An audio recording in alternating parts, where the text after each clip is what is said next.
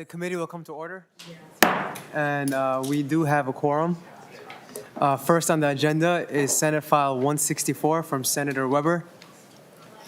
I believe we will be voting to refer this bill to Health and Human Services Committee. Welcome. And Senator Weber, I understand you have an author's amendment to get the bill in the right shape? That is correct, Mr. Chair. Awesome.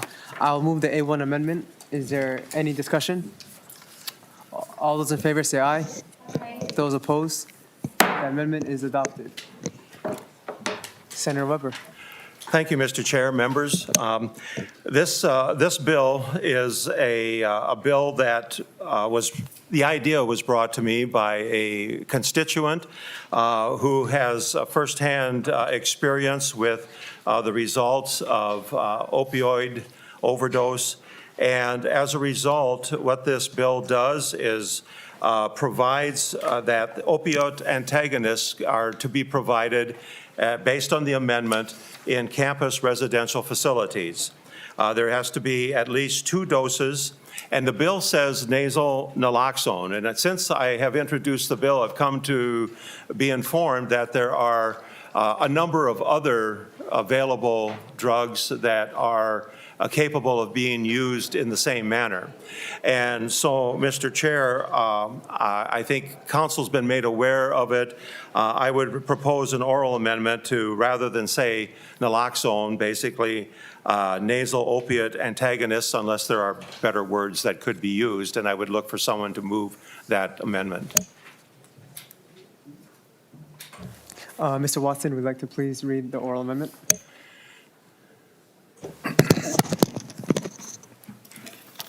On page 1, line 13, after nasal, strike naloxone and insert opiate antagonist. I'll move the oral amendment. Awesome. Any discussion? All those in favor say aye. Aye. Those opposed? The amendment is adopted. Senator Weber. Thank you, Mr. Chair. Continuing on through the bill, basically, the Commissioner of Health shall identify the resources, including at least 1 training video to help post-secondary institutions implement the emergency response and to make the resources available for the institution. And it's up to the Board of Trustees and the Board of Regents, the Board of Trustees, of course, for MnSCU and the Board of Regents for the university, to adopt a model plan for the use, storage, and administration of the opiate antagonists on system campuses. And then as we go on to page 2, administration for opiate antagonists for drug overdose. Basically, as we go through there, line 6 is new language, a post-secondary institution. And with that, Mr. Chair, that concludes the bill. Thank you, Senator. Are there any questions?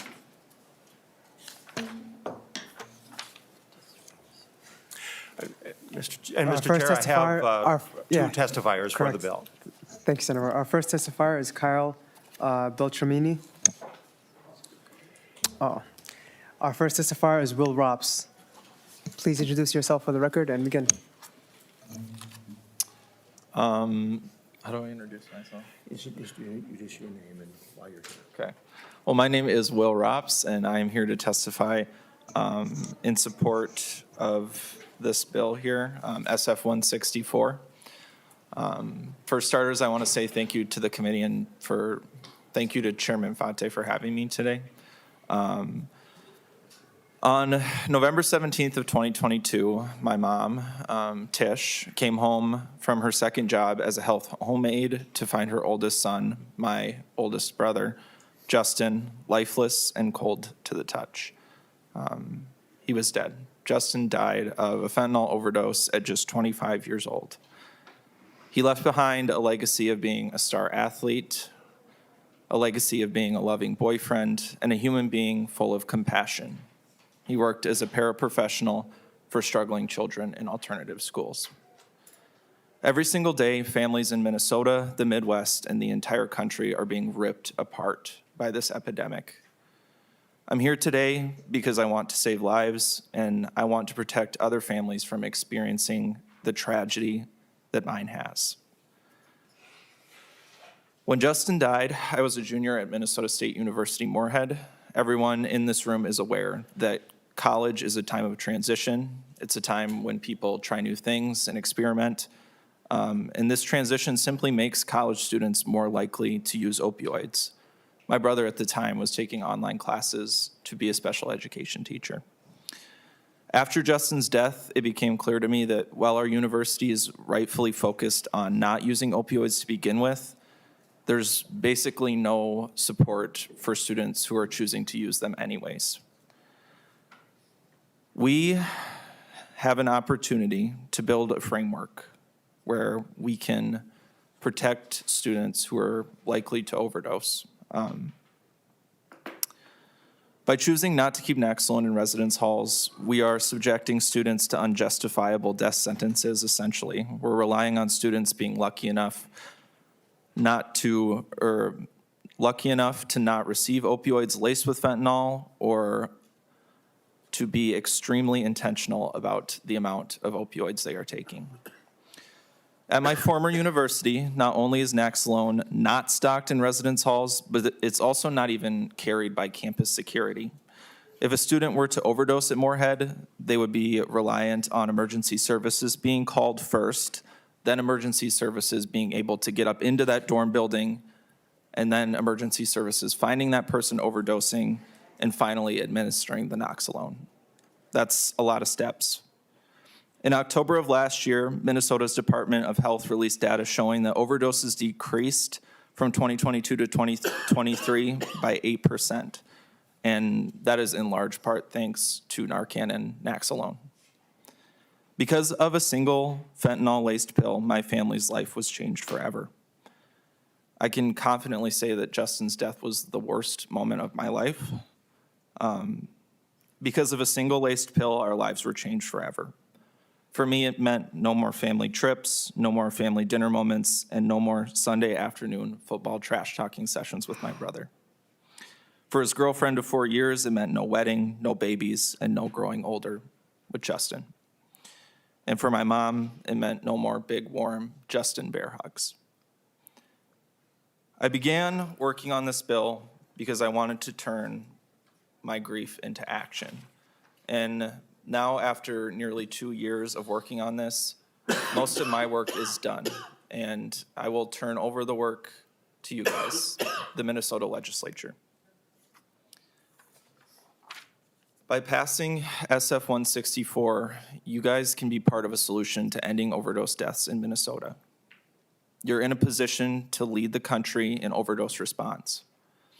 I'm asking this committee today to help make Minnesota a guiding star for what it means to care about communities. Help us get a step closer to ending overdose deaths once and for all.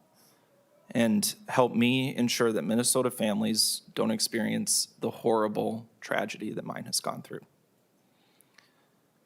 Thank you. Thank you so much for sharing your experience and your story and your commitment to saving lives and many students and community members, so thank you. Are there any questions from members before we go to the next testifier? Thank you. Our next testifier will be Emma Gabbert. Welcome. Introduce yourself for the record and begin. Yes, thank you, Chair Pate. My name is Emma Gabbert, and I am student body president at Metro State University, and I am here with Students United to share my story of administering naloxone. It was June 2023, and I was on the light rail on my way to work. And two passengers boarded the train car, and one looked like he was about to fall asleep. And as the train began moving, he became unconscious. At this time, I did not know what was happening, so I administered CPR. I have that certification, so I started doing chest compressions and rescue breaths. Thankfully, the person that was with him then realized that he was suffering from an opioid overdose. At that point, he called out to the train car, "Does anyone have Narcan? Does anyone have naloxone?" And thank God, a fellow passenger did. They had a kit from the C. Rumler Hope Network. That is an organization that provides free naloxone kits across the state of Minnesota. So I had not been formally trained in naloxone, but I give blood, and so I knew the basics of needles and vials. So I took the needle, put it in the vial, which took up the Narcan, and did not know at the time that it could be administered similar to a vaccine, but I inserted it directly into his vein and did all 3 doses that came in the kit. And thankfully, a few minutes later, he woke up. His heart did stop, so without the CPR, the Narcan may not have brought him back. And in a similar fashion, without the Narcan, the CPR would not have been enough to remove the opioid receptors from his brain. I will also note that emergency services were called by a fellow train passenger, but they would not have come in time to save this man's life. So I am here today to ask your support of Senate File 164 because this initiative will truly save the lives of students across the state of Minnesota. And C. Rumler Hope Network is a wonderful partner in doing that. So yes, I will leave it, as Will said, leave it to you and ask that you vote in support of this bill. Thank you so much. Thank you so much, Emma. Are there any questions for our testifiers? Senator Oumou Verbeten. Thank you, Mr. Chair. First, I just want to say thank you so much for sharing your stories with us. I'm so sorry for your loss, but really appreciate you trying to do something and save other lives, and I think this is a great idea. It's my understanding that we're still waiting on a fiscal note to see, what institutions would say this may cost. I'm curious just about 2 things. Mm-hmm. If there are any institutions you're aware of that have already have stockpiles of this available, maybe just like an individual campus or an area where you could point to where, that's helpful and is saving lives. And then if there's just any data, I would imagine, that just shows having this on hand, again, is going to save lives. I think you did a great job sharing how we need to have this quickly available, yes. Right? All those steps to take.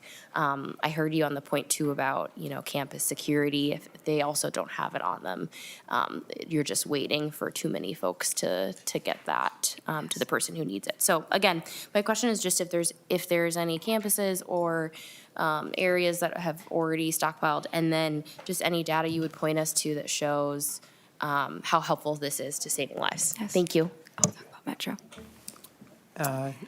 Ms. Gabbard. Thank you, Chair Fate. I will say that Metro State has partnered with the C. Rumler Hope Network. We have a basic needs vending machine on campus that any student can use their student ID and obtain a overdose antigen kit. The basic needs department also has those kits on hand.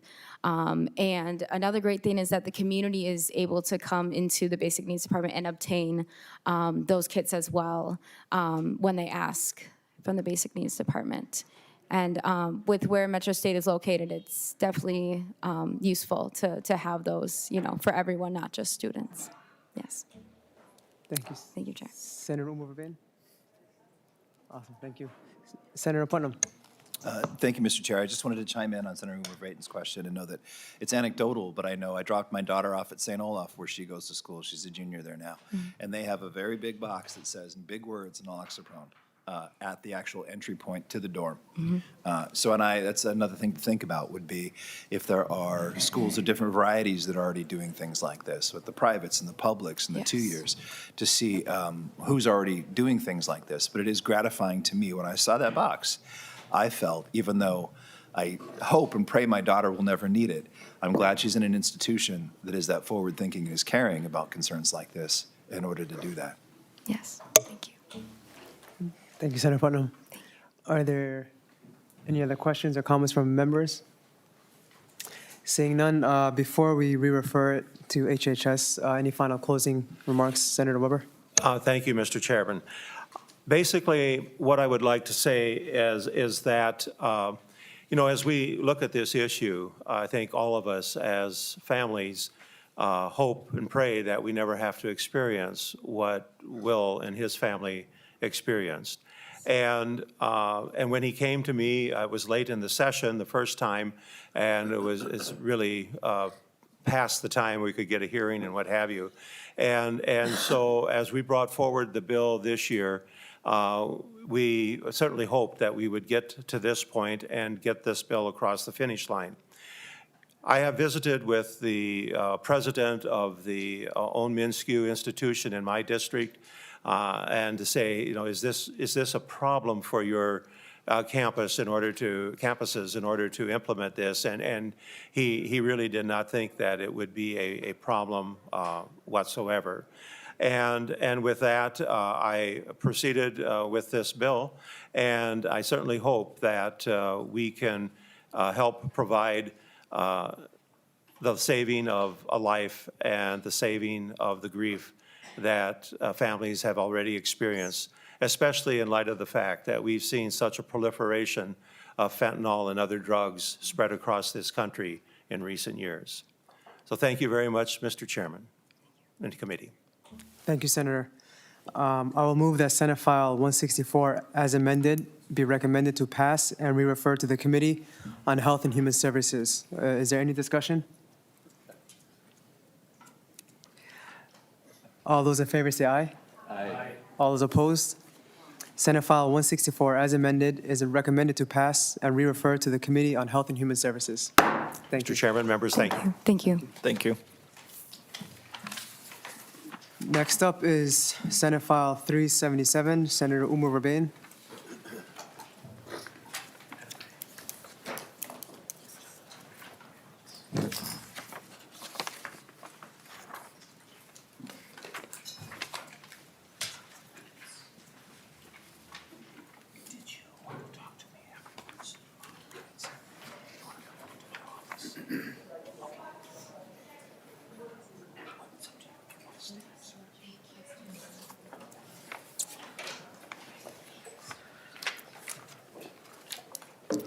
Welcome, Senator.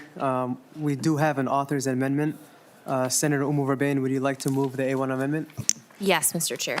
Senator Oumou Verbeten moves the A1 amendment. Is there any discussion? All those in favor say aye. Aye. Those opposed? The amendment is adopted. Senator Oumou Verbeten. Thank you, Mr. Chair. Senate File 377 bans legacy admissions. It prohibits colleges and universities that receive state aid from giving preferential treatment in admissions to applicants who have family members who are alumni of the institution or who have family members who are donors to the institution. According to a fair admissions report from Education Reform Now, the most selective institutions are more likely to use legacy admissions. They've found that legacy admissions are equivalent to earning an additional 160 points on the SAT. Legacy applicants were 3 times as likely to be admitted as equally qualified non-legacy applicants. Legacy admissions favor students from wealthy backgrounds, and that can contribute to a lack of diversity on college campuses. And given that legacy students were half as likely to apply for financial aid as non-legacy students, this practice is preventing students with the greatest needs from accessing higher education. That's sort of a summary of my concerns with legacy admissions. I'll also add that I think it's even more important to do this now, given the Supreme Court's decision to effectively end race-conscious admissions programs or affirmative action, really maintaining this practice of legacy admissions while prohibiting institutions from practicing affirmative action just actually exacerbates the inequities that we see in higher education. If we were to go forward with this, we wouldn't be the only state. Colorado, Virginia, and Maryland have banned legacy admissions. I also want to highlight that at the federal level, there is the Merit-Based Educational Reforms and Institutional Transparency Act, or the Merit Act, given that this is really about supporting merit-based admissions. And that was first introduced in November 2023 by Senators Tim Kaine and Senator Todd Young. So it's a bipartisan bill at that level that prevents accredited institutions from giving preferential treatment based on an applicant's relationship to alumni or donors, similar to what we're hoping to do here. I also want to note that several of our institutions, both public and private, have already decided not to use legacy status or donor status as a factor in their admissions process, and I really applaud those institutions for doing so. I just think it's important for us to have a policy for the state, especially for anyone that is receiving state aid. And so in conclusion, banning legacy admissions promotes transparency and ensures admission decisions are determined by the student's academic ability. This bill levels the playing field and ensures students from historically underrepresented and undervalued communities have the same access to higher education as every other student. I believe that admission decisions should be based on merit and academic achievement, not whether your family has ties to a school or how much money they donate to a school. And again, believe that the state should not subsidize financial aid to institutions that have unfair admissions practices. Thank you. Thank you, Senator Oumou Verbeten, and I believe we have one testifier on Zoom, Kyle Beltramini. Welcome. Please introduce yourself for the record and begin. Yes, thank you very much for the introduction, and also thanks you to the committee for the opportunity to speak with you today. By way of introduction, my name is Kyle Beltramini, and I serve as the Policy Research Fellow for the American Council of Trustees and Alumni, or ACTA. We are an independent, nonpartisan nonprofit dedicated to ensuring that every student receives an intellectually rich, high-quality college education at an affordable price. Hey, Kyle, do you mind pausing one moment? We're going to try to fix the audio. I apologize. No problem.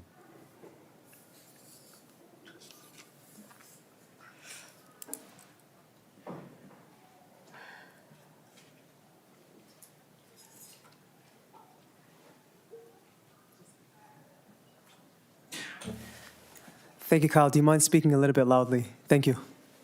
Sure. Are you able to hear me okay? It's a little bit Any better. Please proceed. Perfect. So as I mentioned, my name is Kyle Beltramini. I'm the Policy Research Fellow at the American Council of Trustees and Alumni. We are an independent, nonpartisan nonprofit dedicated to ensuring that every student receives an intellectually rich, high-quality college education at an affordable price. With this mission in mind, it's easy to see why ACTA enthusiastically supports Senate File 377. We believe it is essential that American higher education works to restore fair and just admissions practices at our colleges and universities. We're grateful to Senators Oumou Verbeten and to Chair Verbeten for bringing this issue before the committee, as well as for inviting me to testify on this matter.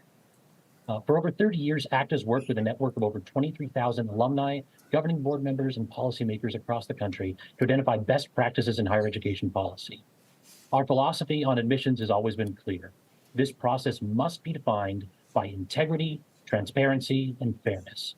Legacy admissions simply have no place in this industry, as they are clearly antithetical to the principles of academic excellence and equal opportunity, which form the bedrock of liberal education. Despite this, a majority of institutions across the country continue to rely on a system that places undue weight on wealth and personal connections. Too often, our nation's colleges and universities are willing to narrow the scope of their academic mission for the sake of financial gains. Indeed, this is not a new issue, unfortunately. In 2011, shortly after Wallace Hall was appointed the trustee of the University of Texas System Board of Regents, he began a series of investigations which uncovered widespread corruption in the admissions processes. It had become common practice for Texas legislators to intercede at the university to ensure that their children and their benefactors' children received preferential treatment and were admitted to the UT Austin School of Law when they did not meet the institution's high academic standards. What was Mr. Hall's reward for this diligent service in the name of transparency and accountability? He was made a public pariah. Multiple members of the legislature threatened him with impeachment and even prosecution. The rot that Mr. Hall exposed was not contained to Texas, as the 2019 Varsity Blues scandal demonstrated. This large-scale admissions bribery scheme saw wealthy parents paying off proctors to cheat on standardized tests and paying coaches and administrators to recruit students regardless of their credentials. One administrator at the University of Southern California testified that, quote, the larger University Advancement Office accepted and embraced this underbelly as business as usual. Senators, America's students cannot afford business as usual. Confidence in higher education has plummeted, with just over 1/3 of Americans expressing a great deal of confidence in the industry and nearly as many expressing little to no confidence at all. Legitimate concerns regarding cost, academic quality, political bias, and inequality are exacerbated by a kind of resigned cynicism that we see emerging every time these scandals are brought to light. Can there be any wonder why the percentage of graduating high school seniors choosing to attend college is declining? And what is so frustrating about this issue is that a college degree remains valuable for most prospective students. A recent analysis found that 53,000 degree programs, of 53,000 degree programs by the Foundation for Research on Equal Opportunity, found that 77% of bachelor's programs had a positive return on investment. For many, attending college remains one of the most effective pathways to upward social and economic mobility. Just as vitally, an education steeped in liberal arts principles provides the skills and knowledge needed to thrive in our increasingly diverse, competitive, and global society. This is a resource that should not be restricted to the few and the fortunate. Legacy preferences create a deeply unequal playing field for students. Admitting students due to their familial or financial connections signals that their hard work that they put in, the adversities they overcome to achieve academic success, are of secondary importance to an institution's finances. This dynamic harms individual students, betrays the fundamental mission of higher education, and ultimately weakens the overall academic quality of an institution. Schools that tout their egalitarian natures, charitable missions, and history of service to their communities cannot in good faith maintain these unfair and unequal systems. These are not new ideas. Over the past few years, legislation banning legacy preferences passed in several states, with the latest, California's Assembly Bill 1780, specifically restricting the practice at private colleges and universities as well. ACT was proud to support many of these initiatives and will continue to advocate for this much-needed reform. I want to close by highlighting just how fundamental this issue is to the history of our country. In a letter to John Adams in 1813, Thomas Jefferson railed against, quote, artificial aristocracy founded on wealth and birth. It was his hope that broadly available and publicly funded education would allow for the flourishing of a, quote, national aristocracy among the entire citizenry, grounded in virtue and talent. Quote, worth and genius would thus have been sought out from every condition of life and completely prepared by education for defeating the competition of wealth and birth for public trusts. It is my hope that the next state to live up to this dream will be Minnesota. I thank you all for your time today and for the vital work you do to support American higher education. ACTA stands ready to assist you in any way that we can. Thank you so much for your testimony. Are there any questions from members? Senator Putnam and Senator Arki, go ahead. Senator Arki, go ahead. Thank you, Mr. Chair. My first question would be to the bill authors. I guess I don't understand the reason for this bill. What is the reason behind it? What's driving it? What data shows that we have a problem? Senator Oumou Verbeten. Thank you, Mr. Chair. Thank you, Senator, for the question. Again, it's really about leveling the playing field. And, while there are institutions here that have already taken this step to not factor that in, it's not a policy across the board. I think it's important for us to have that set and have that be a decision that we make. I feel very strongly that admissions should be merit-based and that there's a lot of better factors that you can look at to determine whether or not to admit an applicant rather than looking at their familial status or if they have, someone who's donated to the university. So really about making sure that we have a good policy in place and that as long as the state is giving any aid to institutions, that we're not subsidizing any unfair admissions practices. Senator Arki. Thank you, Mr. Chair. Members, I just heard that we're not basing this on data, we're basing it on feelings. I just don't think we should be telling the schools, the institutions, how to run their business. We've seen that all over. There are relationships between family members because their parents, their grandparents went to a certain school. These things go on and on and on. And what usually happens is, at some point, these families donate a lot of money back to the schools. And it's not to get preferential treatment, it's because they believe in the institution. But they should, I mean, we all know that, having that ability to go back and go to school where your family has gone previously means a lot to them. That should be left up to that school to decide whether that makes a difference or not. For us to sit in this room and tell a school who they can and who they cannot let into their institution, I think is a really bad deal. I think we're going down the wrong road, and as you can tell, I don't like this idea at all, and I hope that we can find a better way to do this. So thank you, Mr. Chair. Senator Oumou Verbeten, you want to comment? I think Senator Arki just voiced his support for affirmative action. I'm joking. Senator Oumou Verbeten. Mr. Chair, I mean, you do bring up a great point. There are lots of factors that we tell institutions that they can't look at, race being one of them. And I think, familial connections and the amount of money that a family has donated to an institution are just particularly unfair. I'd also just reiterate those findings from the Fair Admissions Report. I'm happy to follow up and send that to you, that, point out how legacy applicants are more likely to be admitted than an equally qualified non-legacy applicant. I think people need to stand on their own merits. And we already do make decisions as policymakers as to what factors institutions can look at in admissions. The Supreme Court has made a lot of those decisions for us, and so I think this is an important one for us to set as well.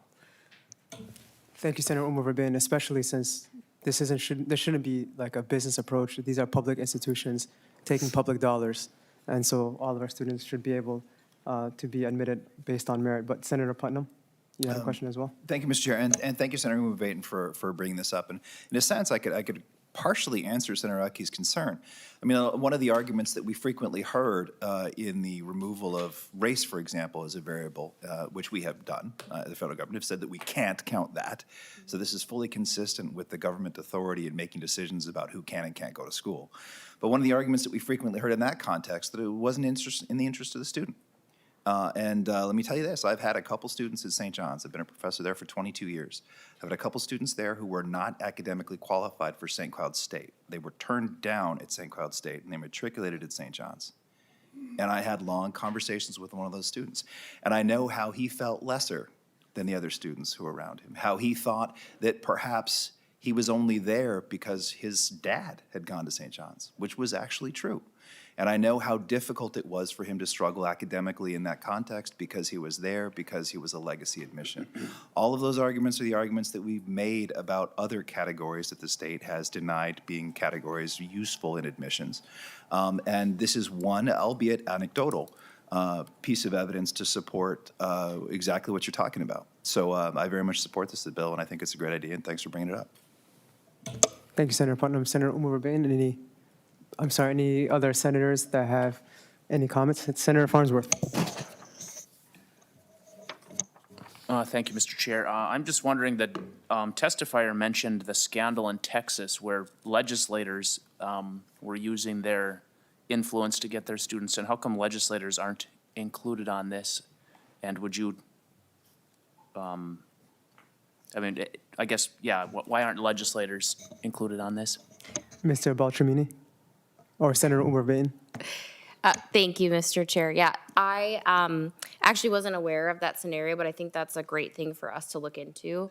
We'd be happy to have more conversations with you as well as the American Council of Trustees and Alumni if that's a helpful piece to add to the bill. But again, I think people should really stand on their own merits, and we have every right to look at certain factors that institutions can consider in admissions. Senator Farnsworth. Thank you, Mr. Chair. And I think that would make more sense in general than what we're trying to accomplish here. As you know, Senator Utke said, generations of families have invested in schools. They've participated in schools. They have a vested interest in a lot of these schools. Legislators, on the other hand, shouldn't use their positions to try to gain anything. So I think would be probably the better way to go. Thank you, Mr. Chair. Are there any other comments or questions from members? Seeing none, I believe this bill will be laid over, Senator. Thank you. Senate File 377 is laid over. Next on the agenda will be our presentation from Minnesota State Colleges and Universities. First up, we have Paul Shepard, as well as Kim Lynch.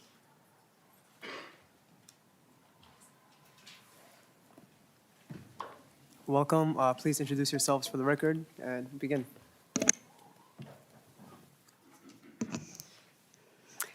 Good afternoon. My name is Kim Lynch. I currently serve as the Associate Vice Chancellor for Educational Development and Technology for Minnesota State. Good morning, Chair Fateh, or good afternoon, Chair Fateh and members. My name is Paul Shepard, and I serve as the Associate Vice Chancellor for Student Affairs and Enrollment Management with Minnesota State. Okay. I'm actually starting off, if that's okay.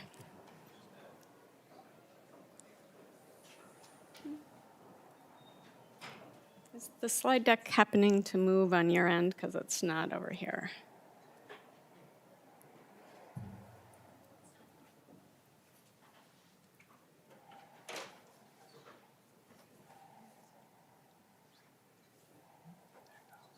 Okay. All right. Yeah, thank you. I think it's working, I think. Yeah.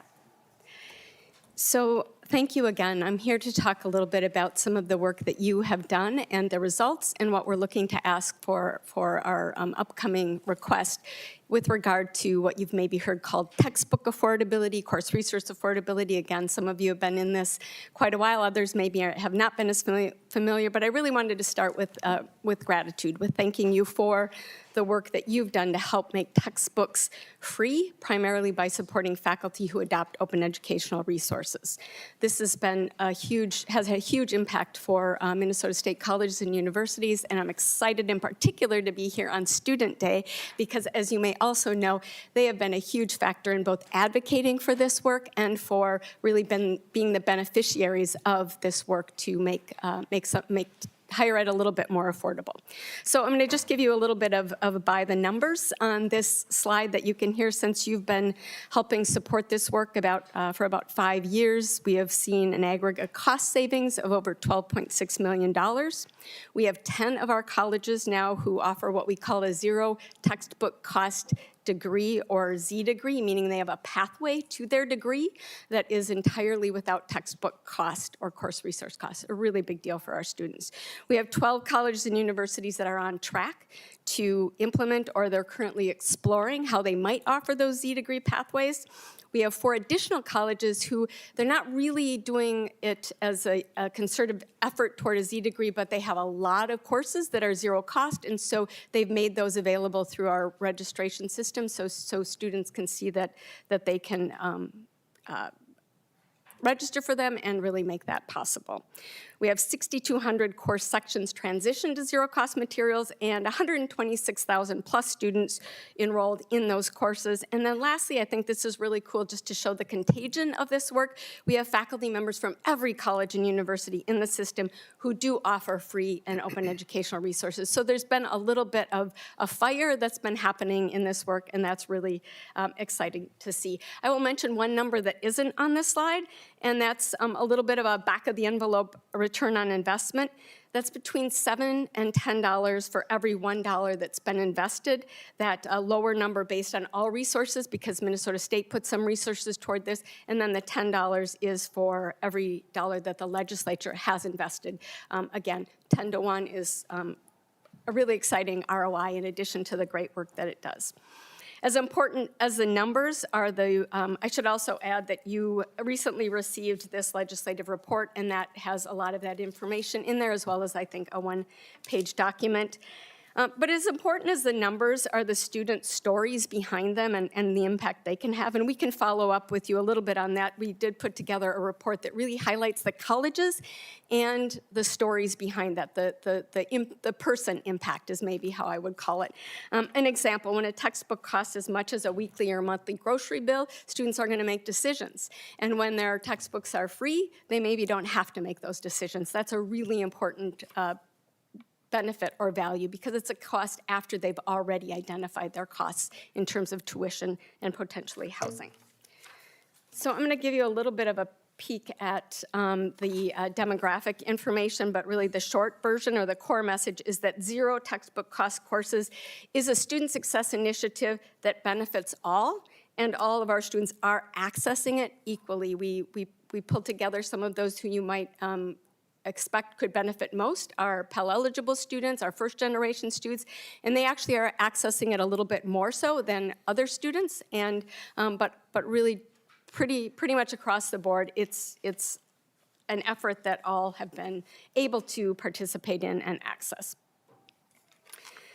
The last thing I want to highlight is you've been generous in funding us in the past with one-time funding. What we're asking this time is some base funding, $1 million each year or $2 million. And so if we're making that ask, I wanted to share with you, well, what would we do with it? And we really have 4 areas that we would focus on.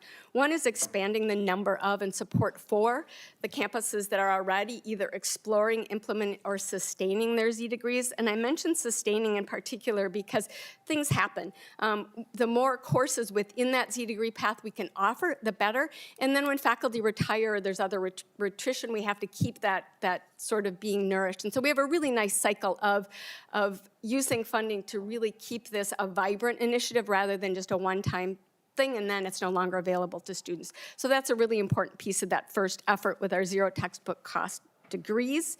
The second is to continue developing. We started the planning stages for a zero textbook cost transfer pathway to have system-wide impact.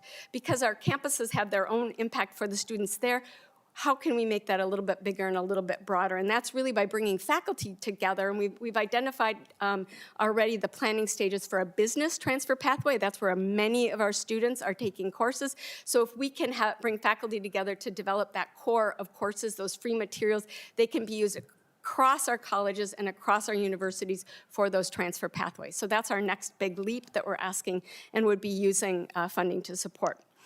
The third area is really with instructional design and technology support for, particularly for our faculty that are developing these high quality resources.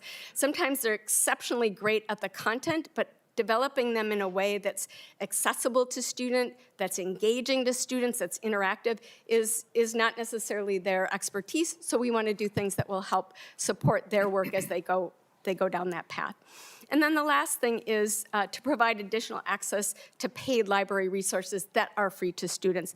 An example I often give of this is if you are teaching an English literature course and you need to use Catcher in the Rye or The Bluest Eye, you can't use an open educational resource because they're publisher materials. They're not something that could ever be open educational resource. So we have to find ways to still make that part of this zero textbook cost pathway to get to that degree.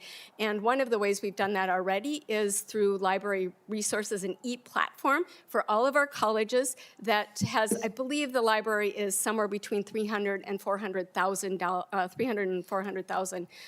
available resources. So again, trying to complement these things that work really well to get to that goal of zero textbook costs for our students in the biggest, best possible way. So that's sort of our intentionality. Again, I just wanted to thank you for letting me share ways that both you've helped us in the past to do this work to make higher ed more affordable and to tell you a little bit about what we would do if this funding continues in base funding. So thank you for that investment and for that consideration.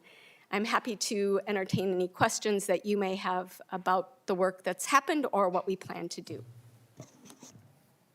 Thank you, Ms. Lynch. Members, any questions for Ms. Lynch? Comments at this point? Okay. Mr. Shepard, if you would, please. State your full name for the record and commence your testimony when you're ready. Great. Vice Chair Putnam and members of the committee, for the record, my name is Paul Shepard, and I have the honor to serve as the Associate Vice Chancellor for Student Affairs and Enrollment Management at Minnesota State. It is my pleasure to be here today to share more information about the essential work we have done to comprehensively support student success at all Minnesota State colleges and universities. Minnesota State has implemented, with legislative support and in partnership with students, innovative system-wide strategies that have yielded positive results. Campus leaders report the number of students seeking support is increasing, and the need for comprehensive student support resources has never been more important than it is right now. Approximately 8 years ago, Minnesota State engaged in an analysis of barriers students were facing to accessing higher education and continuing their enrollment at our colleges and universities. We learned through many conversations with college and university faculty and staff, and through our ongoing collaboration with student leaders and Lead MN and Students United, that many of these barriers centered on basic needs and security and mental health. As part of this analysis, Minnesota State participated in the nation's largest survey focused on understanding the prevalence of basic needs and security, and learned among our student participants in that survey, 37% experienced food insecurity within the previous month of taking that survey. 48% experienced housing insecurity within the previous year, and 18% experienced homelessness within that previous year. The survey results also revealed mental health concerns as a frequently cited experience among our students that prompted questions about whether or not they would continue their education journey. Staff and faculty at our colleges and universities were engaged in a variety of strategies to address these needs, such as campus food pantries and student support centers. However, there was a need for additional innovative strategies to address these student barriers. With essential support from the legislature and in partnership with our statewide student association partners, Minnesota State has launched 3 comprehensive strategies to address basic needs and security and mental health. In August of 2022, Minnesota State launched a centralized basic needs resource hub accessible to students 24 hours a day and 7 days a week, where students can call or text to receive basic needs resources available at their college or university and in their community. This was an idea generated by students and was a first of its kind partnership between higher education and community organizations. Since its launch, the Basic Needs Resource Hub has served over 2,400 students. 97% of those students reported a positive experience, and the resource has often been referred to by student users as a blessing and something that provided the timely support they needed. We continue to look for ways to align the Basic Needs Resource Hub with additional basic needs and mental health support to ensure this resource is a part of the student support infrastructure at all of our colleges and universities. To provide students with equitable access to mental health support, Minnesota State has launched a partnership with Mantra Health in September of 2024.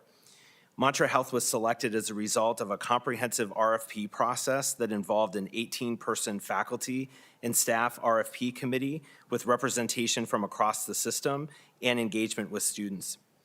Mantra Health was designed to provide supplemental mental health support and works hand in hand with campus-based staff and faculty.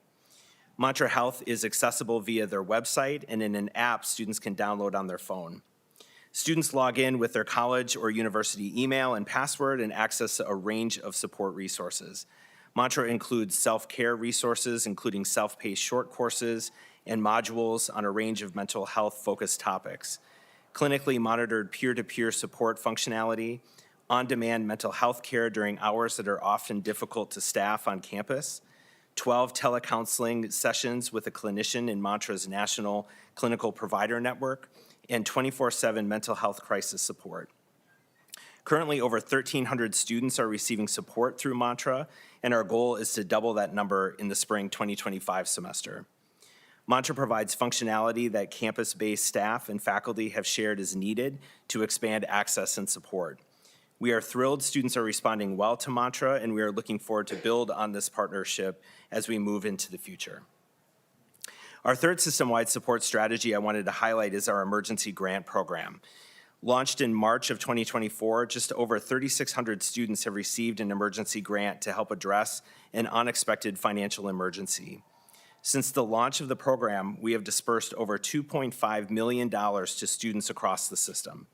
The average grant amount a student receives is just under $700, and our data shows most students are seeking emergency financial support for unexpected costs associated with housing, food, transportation, and childcare. To receive an emergency grant, students complete an application through the form available online or via an app, and those applications are reviewed by campus-based staff.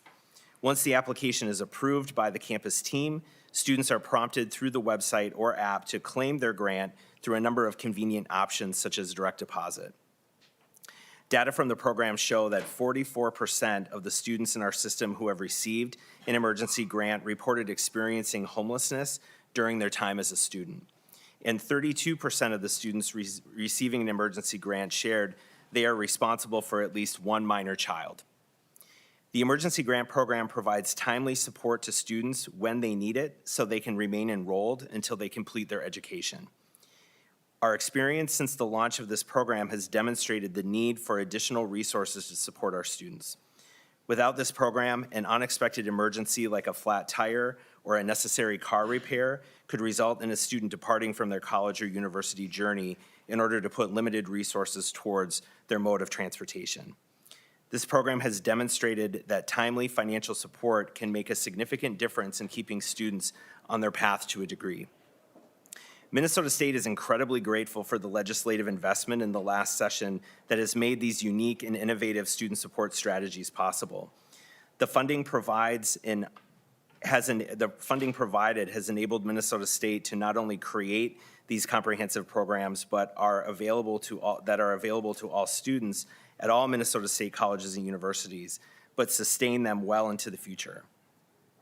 As legislative investments in higher education increase access to our college and universities, our campus leaders report increases in the number of students seeking support in areas related to basic needs and mental health.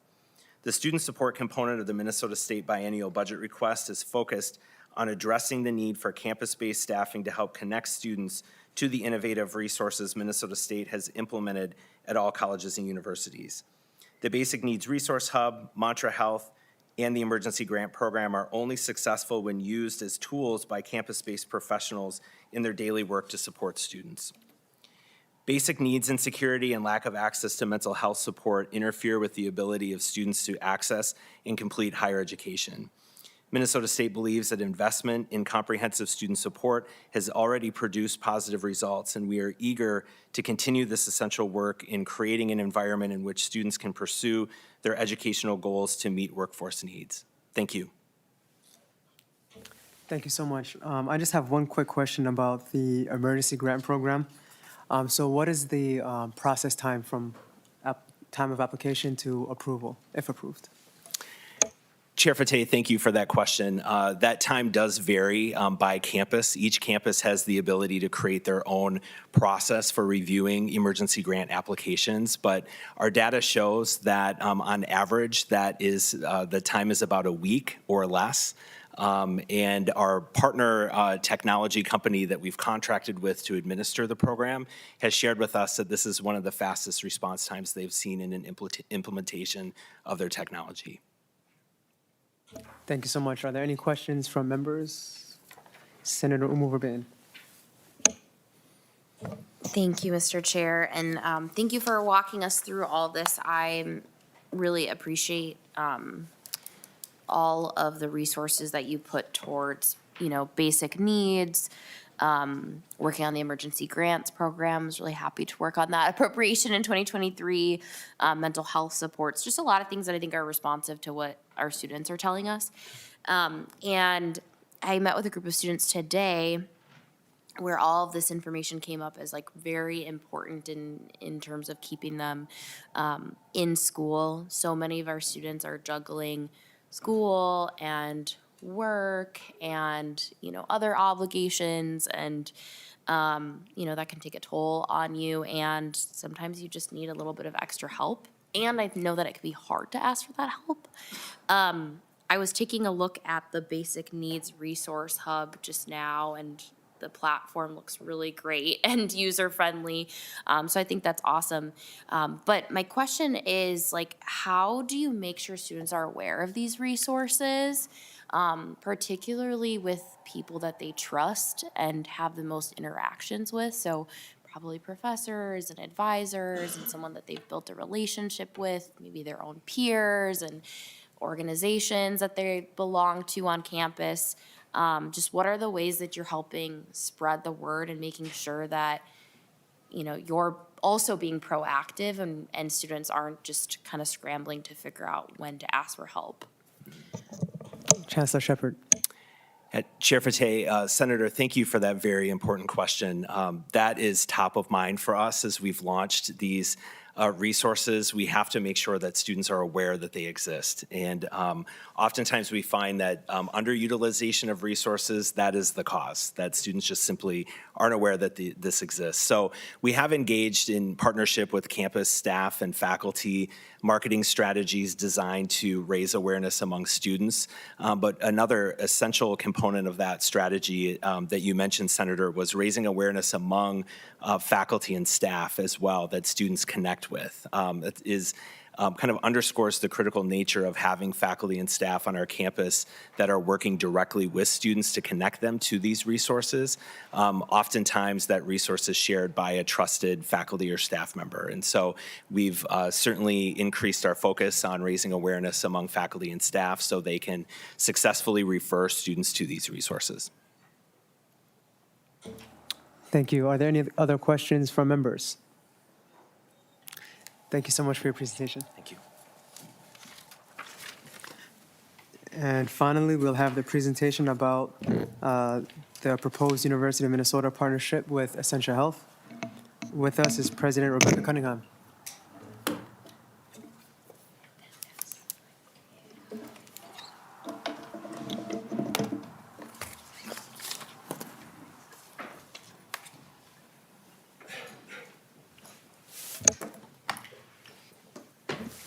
Welcome, President Cunningham. Please introduce yourself for the record and begin. Mr. Chair, thank you. For the record, I'm Dr. Rebecca Cunningham, President of the University of Minnesota. It's an honor to be with you here today. It feels like we might bring the house down, actually.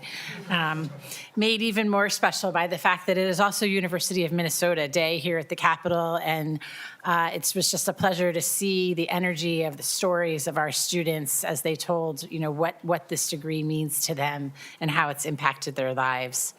As I reflect on my first 7 months as president, I remain deeply inspired by the university's profound impact on this great state and beyond.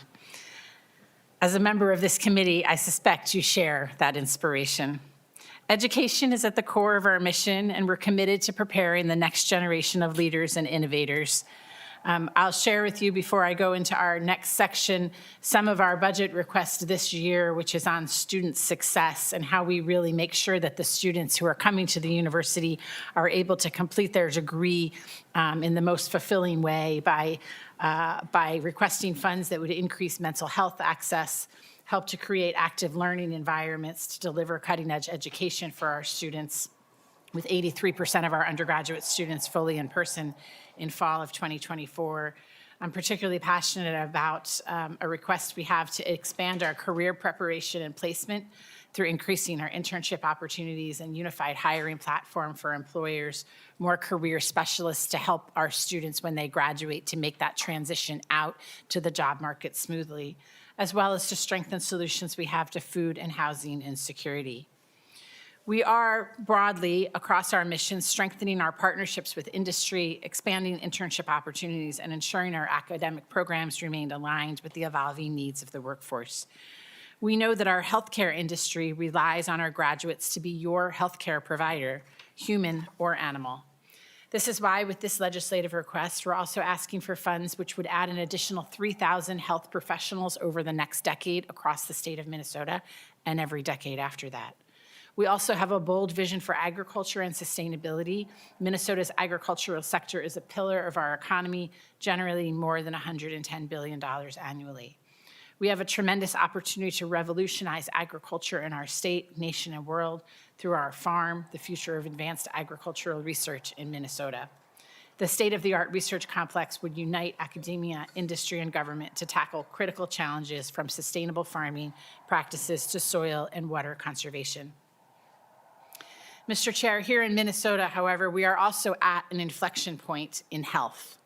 Our state, like countless others across the country, faces many critical healthcare challenges, from increasing costs, limited access, and declining reimbursements, to workforce shortages and structural inequalities that amplify health disparities across the state. I have heard since I landed here and in talking to many people, Minnesotans have said loudly and clearly that healthcare needs to work better for them and for their families all across the state. And to that, I say we hear you at the University of Minnesota, and we agree. As one of America's leading public research universities, we have a responsibility to the people of this great state to generate knowledge, to train our future workforce, to develop new innovations, and to drive economic growth, and most importantly, to improve the health of all Minnesotans. We have done this with our proposal on health with Essentia. We have broadly shared it is indeed a new path forward. As a physician, I've seen firsthand the challenges facing our healthcare system, from workforce shortages to disparities in access to care across the geography and in more rural parts of the country and state. Together, the University of Minnesota, Essentia Health, and Fairview Health Services, we have proposed with Fairview Health Services a bold new vision for Minnesota healthcare. A new Minnesota solution that would combine our people, systems, and capabilities to deliver a new level of seamless and expanded healthcare across the state. But what exactly would that mean for Minnesotans? For starters, this bold solution goes far beyond just the formation of new partnerships. This new model would help Minnesotans enjoy more comprehensive care delivered closer to home where patients need it most, especially in rural and tribal communities that have few local healthcare options. This solution would preserve our existing doctor-patient relationships across our systems while delivering unrivaled benefits of a leading public research university, from increased cutting access to cutting-edge diagnostics and advanced treatments, to expanded specialized care across the state, and expanded access to innovative clinical trials taking place every single day with more access across the rural parts of the state. For the healthcare professionals who provide tremendous care across the state, this approach would create new opportunities for them to build fulfilling clinical careers, caring for Minnesotans and folks who travel here for exceptional healthcare.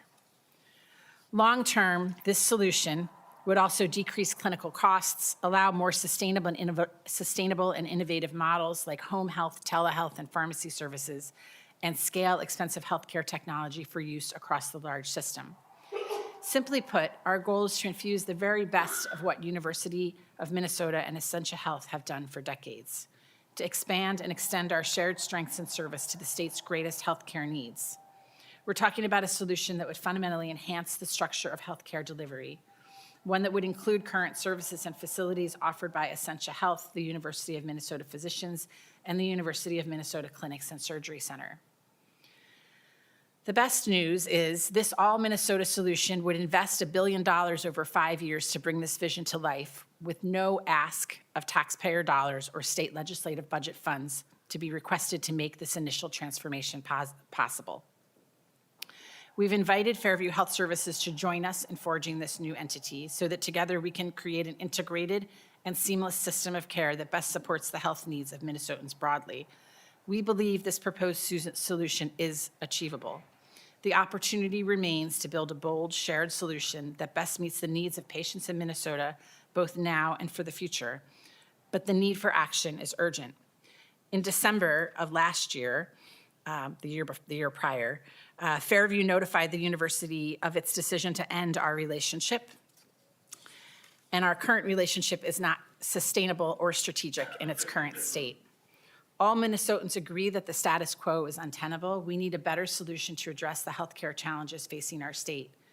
Meanwhile, to this higher ed committee, we must know that the damage, if we don't move ahead to the university's medical school and the viability of us then being able to train Minnesota's healthcare workforce is potentially irreparable. For example, Fairview has disinvested in our partnership, devoting funds to other purposes and allowing the University of Minnesota facilities, their facilities, to decline into disrepair. Without a transformational vision like the one University and Essentia Health have outlined, the university cannot educate and train the healthcare provider workforce that all Minnesotans, no matter the provider, need. 70% of the state's physicians, as well as many other healthcare providers, pharmacists, vets, dentists are a product of the University of Minnesota educational system. Without an engaged partner who's strongly committed to the university's mission of educating and training Minnesota's healthcare workforce in the future, the university's mission of health and medical education is not only at risk, it will change in ways that would have profound impact for patients across all of Minnesota. This effort is not just about improving healthcare access, it's about ensuring that our medical students and residents receive world-class training while then staying in Minnesota to serve our communities. With this proposed $1 billion investment without taxpayer input over the next 5 years, we're committing to a future where innovative models like telehealth and home health services expand access while cutting-edge research enhances treatment options. There is wide agreement that new sustainable solutions are needed to overcome Minnesota's most pressing healthcare challenges, that the status quo is not sustainable. Our vision for healthcare has already generated positive reactions from people across our state.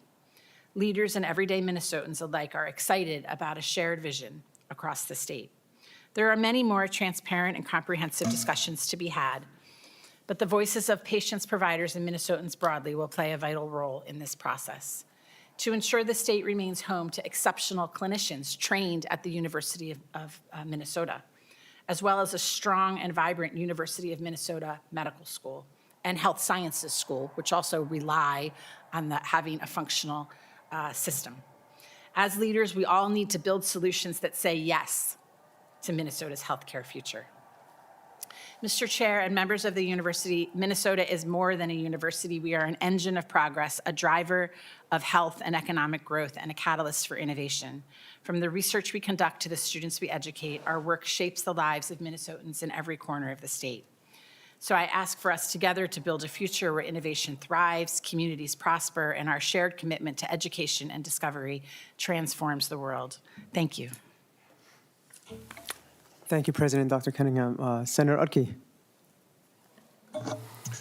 Thank you, Mr. Chair. I like what I hear about the university and Essentia working together. We got a chance to hear it last week in the Healthcare Committee, and that was all good.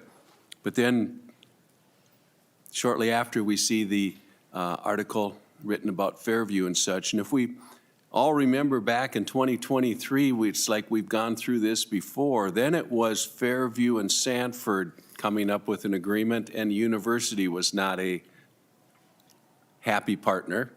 And now we've got the university and Essentia coming up with a plan. And again, I like it. It sounds great. But then Fairview is coming out and saying they don't like it. Are the three organizations going to be able to come together and make something like this work? Because I mean, it's what's best for Minnesota is to have this thing be a working relationship. But all of a sudden, after you were in the Healthcare Committee, got a chance to read a lot of what had been going on and probably learned more than I cared to, but it was good to find out what's going on. But there's some concern there. So can you enlighten us on what's taken place in the last week between the university and Fairview, and if that's coming together or if it's still kind of butting heads? President Dr. Cunningham. Thank you, Chair and Senator Utke. If I may go back to your comment on the prior, a year and a half ago or so with the Sanford component and that potential deal on the table. I think we all need to learn from history to be able to build something brighter going forward. There were kernels of that deal that made a lot of really good sense for the state. Recapitalizing, at that point, they were going to bring $500 million to the table. We're now talking about bringing $1 billion to the table, bringing a system together that would expand rural health. This plan, too, would expand rural health. So there were many good kernels of that. It fell apart for reasons that are before my time. However, I think we learn from that and then try to build a proposal that builds on the strengths of that going forward to find something that's good for all of Minnesota. Right now, I think good healthcare leaders need to find a way to say yes to good solutions across the state. And we have to recognize when we're saying no to any option, especially after a very short amount of time without really deep due diligence on it or really full coming together of our teams for discussion, That's potentially saying no to better access for healthcare for the state, no to better rural access, no to transformative changes, as well as providing a path for the medical school without providing a path for our medical school that I could come before you and would be able to ensure that we would be able to train the physicians that are needed for the state. And so, there's time, we believe, to be able to come together and to be able to find a path of yes to good, innovative ideas for the state of Minnesota. Thank you. Senator Utke. Okay, thank you, Mr. Chair, and thank you, Doctor. I kind of gather it's been kind of a slow week on that. Maybe, am I reading it quite right? But you're optimistic that this can come together and be a workable relationship in the future? Are you willing to kind of give us that sense of, just that we've got hope and we've got, it's going to take work, but we should make it? President Cunningham. Chair and Senator Utke, I always have hope in what are good, new, transformative ideas, and that smart healthcare leaders that want the best for their patients and for the state can find a way to work together towards those solutions. There are times when things are at loggerheads, but I think we need to keep the broader mission in mind for the state and for the people and for what the opportunity is, as well as understanding what the other path would mean for the ability to provide care and healthcare providers in every state, in every county across the state. So there's more work to be done. But I remain hopeful that this is an idea that could transform and is what is needed for the state of Minnesota, and that smart healthcare leaders can and should think about ways to come together and say yes. Thank you, Mr. Chair. And all I got to do is say good luck. We need it to happen, so thank you. Thank you. Any other members, questions? Thank you so much, President, for your presentation. Thank you.